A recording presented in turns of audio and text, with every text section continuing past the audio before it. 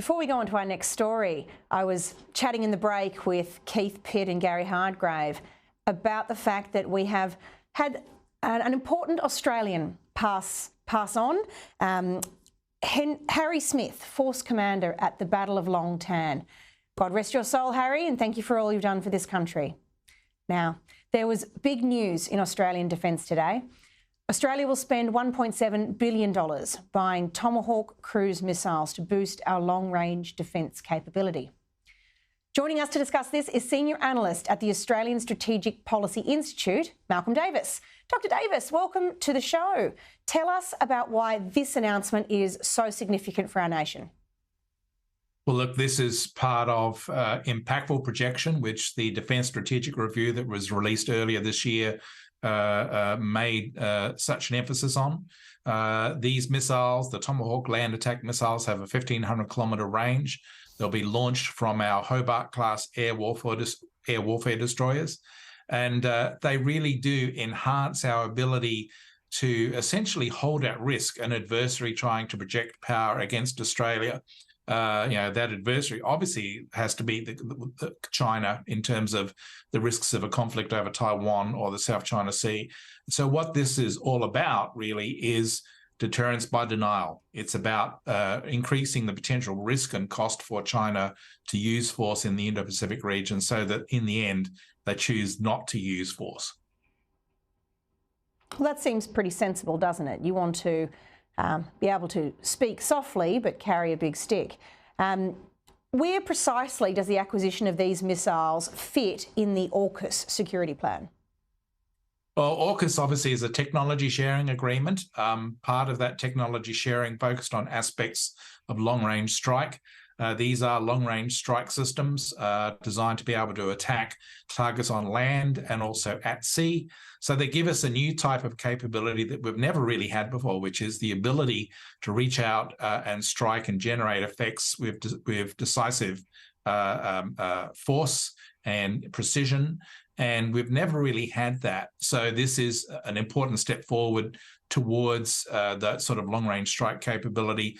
Orcus is part of that. So when we talk about autonomous systems, we talk about command and control, artificial intelligence, and space capabilities. All of these will play a role in supporting these types of long-range strike systems, amongst others that we will be acquiring to enhance deterrence by denial.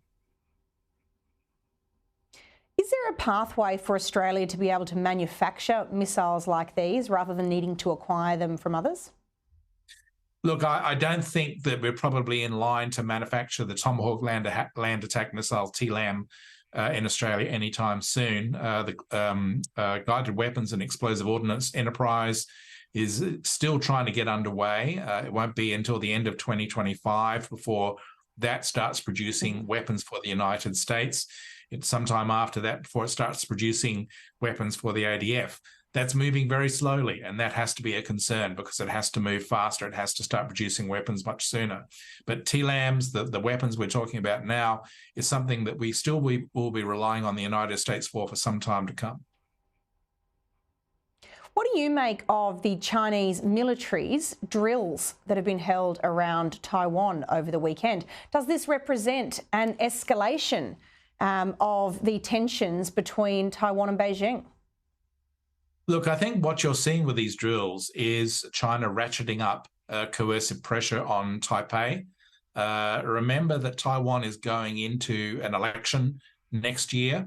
The Chinese want to coerce Taiwan into a path whereby they accept China's terms for unification. The vast majority of the Taiwanese do not want unification with China under Chinese Communist Party rule. They want the status quo. And so that's unacceptable to Beijing. It's unacceptable to Xi Jinping. So what you're seeing is the Chinese using military force in a coercive manner like these exercises that surround Taiwan to try and put pressure on Taiwan to back down and accept Chinese terms. I don't think it'll work. I think the Taiwanese, will stand firm.